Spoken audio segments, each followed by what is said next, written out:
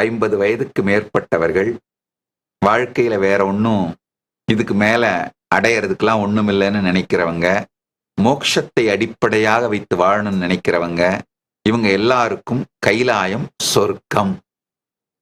எல்லா பொறுப்புகளையும் கைலாயம் பார்த்துக் கொள்ளும். அருமையான மருத்துவ வசதிகள், எல்லா கைலாசத்திலுமே அருமையான மருத்துவ வசதிகள் உண்டு. அலோபதி கேர் வேணும்னா பக்கத்தில் இருக்கிற எந்த ஹாஸ்பிட்டலுக்கும் போய் கேர் எடுத்துக்கலாம். உங்களுடைய எல்லா மருத்துவ செலவுகளையும் கைலாயம் கவனித்துக் கொள்ளும்.